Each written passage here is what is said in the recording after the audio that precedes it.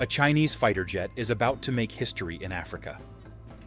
According to multiple defense reports, Algeria is preparing to receive China's J-10C multirole fighter and KJ-500 airborne early warning aircraft, beginning in 2027. If confirmed, this would make Algeria the first African country to operate one of China's most advanced combat aircraft. And this is not just another arms deal. Because for decades, Algeria built its air force almost entirely around Russian equipment. But now, one of Moscow's most important military customers appears ready to place a critical part of its future air power in Beijing's hands. That decision could reshape the balance of power in North Africa, accelerate China's rise as a global arms exporter, and reveal something much bigger about the future of Russia's defense industry. And that's why this story matters. Algeria already possesses one of the most powerful air forces on the African continent. The Algerian Air Force operates advanced Russian-made Su-30 fighters, recently acquired Su-35s, Su-34 strike aircraft, and is reportedly among the first export customers for Russia's fifth-generation Su-57 stealth fighter.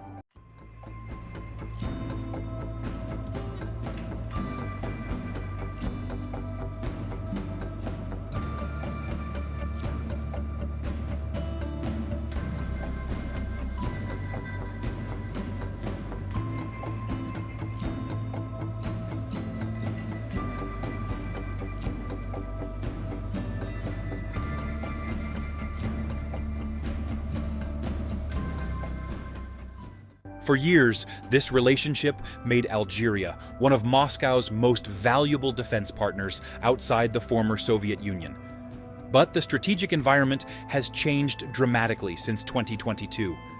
Russia's war in Ukraine has placed enormous pressure on its defense industrial base. Factories that once produced equipment for export now prioritize domestic military requirements.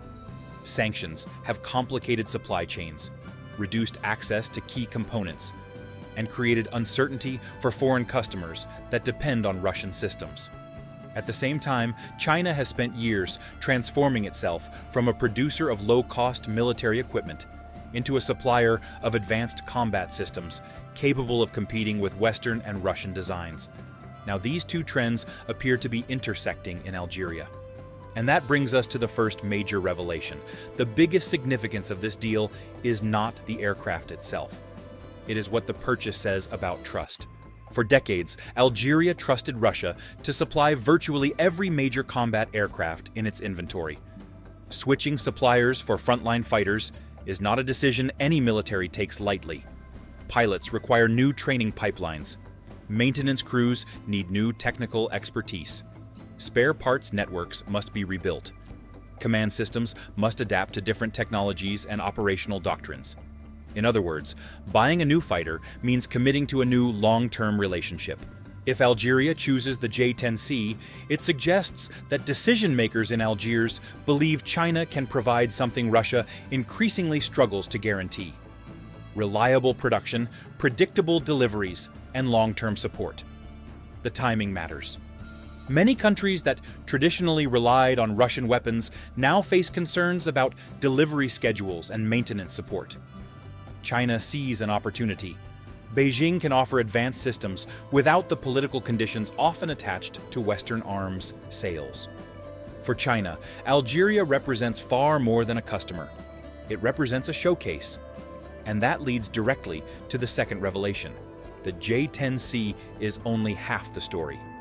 The real force multiplier may be the KJ-500 airborne early warning and control aircraft. Most people focus on fighter jets because they are visible. But modern air warfare depends just as much on information as on firepower. The KJ-500 acts as a flying command center. Its radar can track aircraft hundreds of kilometers away. It can coordinate fighters, guide intercept missions, share targeting data, and create a real-time picture of the battlefield. Think of it as the quarterback of an entire air campaign. A fighter operating alone can only see a limited area. A fighter connected to an airborne surveillance network can see threats long before they appear on its own radar. That dramatically increases combat effectiveness. For Algeria, the KJ-500 could connect fighter aircraft, long-range radar stations, and air defense systems into a much more integrated network. That matters because Algeria faces a unique geography. Its territory stretches from the Mediterranean coast deep into the Sahara Desert. Monitoring such a vast area requires persistent surveillance and rapid coordination. The KJ-500 would give Algeria a much stronger ability to manage airspace across both regions simultaneously. But this capability does something else as well. It transforms Algeria from simply owning advanced weapons into operating a more modern, network-centric military force. And that creates a much larger geopolitical consequence, because the third revelation is that this deal is really about China's global ambitions. For years, Chinese arms exports focused largely on developing countries seeking affordable equipment. That perception is changing. The J-10C represents China's attempt to enter a much more competitive market segment: advanced combat aviation. Pakistan's adoption of the export version, the J-10CE, gave the aircraft significant international visibility. Beijing now wants to prove that Chinese fighters can compete not only on price, but also on capability. Winning a customer like Algeria would be a major endorsement. Unlike smaller buyers, Algeria already operates some of the most sophisticated Russian aircraft available. If Algeria decides the J-10C deserves a place alongside Su-30S, Su-35S, and even Su-57S, other countries will pay attention. Potential buyers in Africa, the Middle East, and parts of Asia may begin asking a simple question: if Algeria trusts Chinese combat aviation, why shouldn't we? This is how defense influence spreads. One successful export can generate years of additional sales, and Beijing understands that perfectly. So, what does all of this mean for the wider region? First, North Africa could become an increasingly competitive arena for advanced air power. Algeria already ranks among the region's strongest military powers. Adding new fighter fleets and advanced airborne command platforms would further strengthen its position. Second, Russia may face growing competition in markets it once dominated almost uncontested. Moscow will remain a major arms exporter, but China's presence is becoming impossible to ignore. And third, this development highlights a broader shift occurring across the global defense market.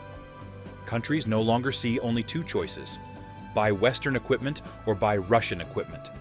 China has emerged as a serious third option. That gives many governments more leverage, more flexibility, and more alternatives than they had a decade ago. Whether Algeria ultimately receives these aircraft or not, the strategic trend is already clear. China is no longer trying to enter the global arms market. China is trying to reshape it. And Algeria may become the latest proof that the future of military influence will be decided not only by who builds the best weapons, but by who can reliably deliver them.